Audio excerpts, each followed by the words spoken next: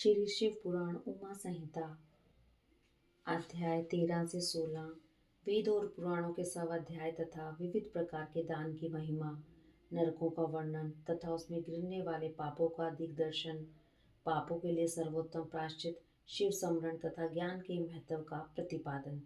सनत कुमार जी कहते हैं, मुने, जो वन में जंगली फल फूल खाकर तप करता है और जो वेद की एक ऋचा का सब अध्याय करता है, इन दोनों का फल समान है। श्रेष्ठ द्विज, वेदाध्ययन से जिस पुण्य को पाता है उससे दूना फल वह उस वेद को पढ़ाने से पाता है। मुने, जैसे चंद्रमा और सूर्य के बिना जगत में अंधकार छा जाता है, उसी प्रकार पुराण के बिना ज्ञान का आलोक नहीं रह जाता है, अज्ञान का अंधकार छाया रहता है। इसलिए सदा पुराण का अध्ययन करना चाहिए। अज्ञान के कारण नरक में पड़कर सदा संतप्त होने वाले लोग को जो शास्त्र का ज्ञान देकर समझाता है, वह पुराण वक्ता अपनी इसी महत्ता के कारण सदा पूजनीय है। जो साधु पुरुष पुराण वक्ता विद्वान को दान का पात्र समझकर बड़ी प्रसन्नता के साथ उसे उत्तम उत्तम वस्तुएं देता है, वह परम गति को प्राप्त होता है। जो सुपात्र ब्राह्मण को भूमि, गोरथ, हाथी और सुंदर घोड़े देता है, उसके पुण्य फल का वर्णन सुनो।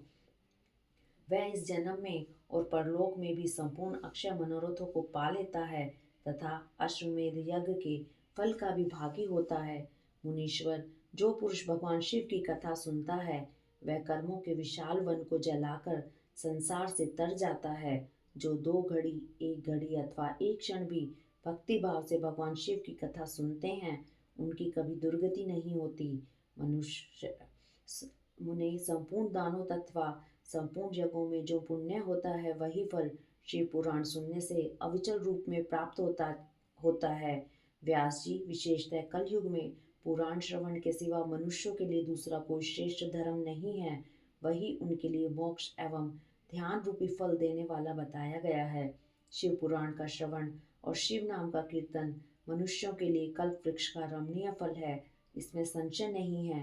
यज्ञ, दान और तप तथा तीर्थ सेवन से जो फल मिलता है, उसी को मनुष्य पुराणों के श्रवण मात्र से पा लेता है। प्रतिदिन सुपात्र लोगों को बड़े बड़े दान देने चाहिए। वे दान दाता के उद्धारक होते हैं। विप्रवर, सुवर्ण दान, गोदान और भूमि दान ये पवित्र दान हैं, जो दाता को तो तारते ही हैं, लेने वाले का भी उद्धार कर देते हैं। स्वर्ण दान, गोदान और पृथ्वी दान, इन श्रेष्ठ दानों को करके मनुष्य सब पापों से मुक्त हो जाता है। तुला दान की बड़ी प्रशंसा की गई है। गो और पृथ्वी के दान भी प्रशस्त एवं समान शक्ति वाले हैं, परंतु सरस्वती का दान इन सब से अधिक उत्तम है। नित्य दूही जाने वाली गाय, छाता, वस्त्र, जूता तथा अन्न और जल, ये सब वस्तुएं याचकों को देनी चाहिए।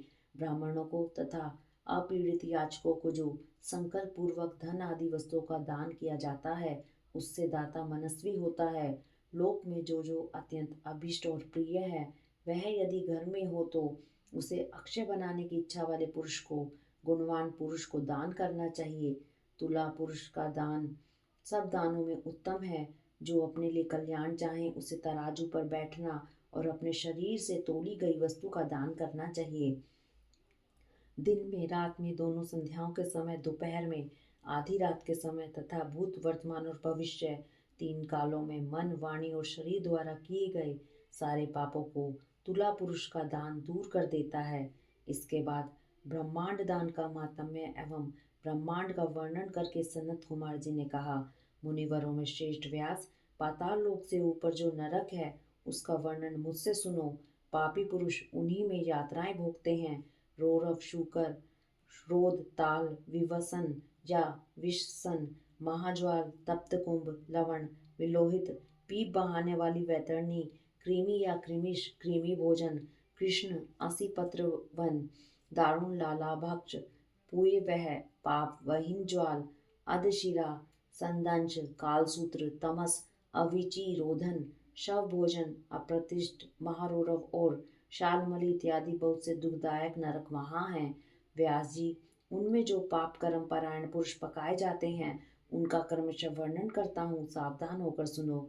जो मनुष्य ब्राह्मण, देवताओं तथा गौों के लिए हितकर कार्यों के सिवा अन्य किसी कार्य के लिए झूठी गवाही देता है, अथवा झूठ बोलता है वह रोरक नरक में जाता है।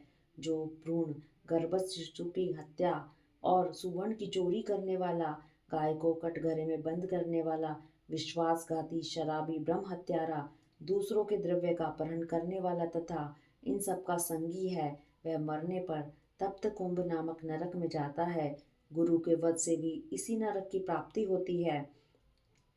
बहन, माता, गो तथा पुत्री का वध करने से भी तप्त कुंभ में ही गिरना पड़ता है। साध्वी स्त्री को बेचने वाला, अधिक ब्याज लेने वाला, केश विक्रय करने वाला तथा अपने भक्त को त्यागने वाला, ये सब पापी तप्त लोहो नामक नरक में पकाए जाते हैं। जो नराधम गुरुजनों का अपमान करने वाला तथा उनके प्रति दुर्वचन बोलने वाला है, और जो वेद की निंदा करने वाला, वेद बेचने वाला तथा अगम्या स्त्री से संभोग करने वाला है, वे सब के सब लवण नामक नरक में जाते हैं। चोर विलोहित नामक नरक में गिरता है। मर्यादा को दूषित करने वाले पुरुष की भी ऐसी ही गति होती है। जो पुरुष देवता, ब्राह्मण और पितृगण से द्वेष करने वाला है तथा जो रत्न को दूषित करता है, वह कृमि भक्ष नामक नरक में पड़ता है। जो दूषित यज्ञ, दूसरों को हानि पहुंचाने के लिए आभिचारिक प्रयोग या हिंसा प्रधान तामस यज्ञ करता है, वह कृमीश नामक नरक में पड़ता है। जो नराधम पितृगण, देवगण अथवा अतिथियों को छोड़कर बलि वैश्व देव के द्वारा देवता आदि का भाग उन्हें अर्पण किए बिना ही भोजन कर लेता है, वह उग्र लालाभक्ष नरक में गिरता है। जो शस्त्र समूहों का निर्माण करता है, वह भी उसी में जाता है। जो द्विज अत्यंज से सेवा लेता है और असत दान ग्रहण करता है, यज्ञ के अनधिकारियों से यज्ञ कराता है और अभक्ष्य भक्षण करता है, ये सब के सब रुधि रोग नामक नरक में गिरते हैं। जो सोमरस को बेचने वाले हैं, उनकी भी यही गति होती है। यज्ञ और ग्राम को नष्ट करने वाला घोर वैतरणी नदी में पड़ता है। जो नई जवानी से मतवाले हो, धर्म की मर्यादा को तोड़ते हैं, अपवित्र आचार विचार से रहते हैं और छल कपट से जीविका चलाते हैं, वे कृत्य नामक नरक में जाते हैं। जो अकारण ही वृक्षों को काटता है, वह असी पत्र वन नामक नरक में जाता है। भेड़ों को बेचकर जीविका का चलाने वाला तथा पशुओं की हिंसा करने वाले कसाई वहीन ज्वाल नामक नरक में गिरते हैं। भ्रष्टाचारी ब्राह्मण, क्षत्रिय और वैश्य तथा जो कच्चे खपड़ों अथवा ईंट आदि को पकाने के लिए पजावे में आग देता है, वे सब उसी वहनी ज्वाल नरक में गिरते हैं। जो व्रतों का लोप करने वाले तथा अपने आश्रम में गिरे हुए हैं, वे दोनों ही प्रकार के पुरुष अत्यंत दारुण संदंश नामक नरक की यातना में पड़ते हैं। जो ब्रह्मचारी होकर भी स्वपन में वीर्य स्खलन करते हैं तथा जो पुत्रों से विद्या पढ़ते हैं, वे शव भोजन नामक नरक में गिरते हैं। इस तरह ये और भी सैकड़ों हजारों नरक हैं, जिसमें पाप कर्मी प्राणी यातनाओं की आग में डालकर पकाए जाते हैं। इन उपयुक्त पापों के समान और भी सहस्त्र पाप कर्म हैं, जिन्हें नरकों में पड़कर मनुष्य भोगा करते हैं। जो लोग मन, वाणी और क्रिया द्वारा अपने वर्ण और आश्रम के विरुद्ध कर्म करते हैं, वे नरक में गिरते हैं। नरक में सिर नीचे करके लटकाए गए प्राणी स्वर्ग लोक में रहने वाले देवताओं को देखा करते हैं और देवता लोग भी नीचे दृष्टि डालने पर उन सभी अधोमुख नारकी जीवों को देखते हैं। पापी लोग नरक भोग के अनंतर क्रमशः उन्नति करते हुए स्थावर, कृमि, जलचर, पक्षी, पशु, मनुष्य, धर्मात्मा, मानव, देवता तथा मुमुक्षु होते और अंत में मोक्ष प्राप्त कर लेते हैं। जितने जीव स्वर्ग में हैं, उतने ही नरक में हैं। जो पापी पुरुष अपने पाप का प्रायश्चित नहीं करता, वही नरक में जाता है। काली नंदन स्वयंभू मनु ने महान पापों के लिए महान और लघु पापों के लिए लघु प्रायश्चित बताए हैं। उन अशेष पाप कर्मों के लिए जो जो प्रायश्चित संबंधी कर्म बताए गए हैं, उन सब में भगवान शंकर का स्मरण ही सर्वश्रेष्ठ प्रायश्चित है। जिस पुरुष के चित्त में पाप कर्म करने के अनंतर पश्चाताप होता है, उसके लिए तो एकमात्र भगवान शिव का स्मरण ही सर्वोत्तम प्रायश्चित है। प्रातःकाल, सायंकाल, रात में तथा मध्याह्न आदि में भगवान शिव का स्मरण करने से पाप रहित हुआ मनुष्य धाम को प्राप्त कर लेता है। भगवान शिव के स्मरण से समस्त पापों और कलेशों का क्षय हो जाने से मनुष्य स्वर्ग अथवा मोक्ष प्राप्त कर लेता है। जिसका चित्त जप, होम और पूजा आदि करते करते निरंतर भगवान महेश्वर में लगा रहता है, उसके लिए इंद्र आदि पद की प्राप्ति रूप फल तो अंतराय विघ्न ही है। मुने, जो पुरुष भक्ति भाव से दिन रात भगवान शिव का स्मरण करता है उसके सारे पातक नष्ट हो जाते हैं, इसलिए वह कभी नरक में नहीं पड़ता।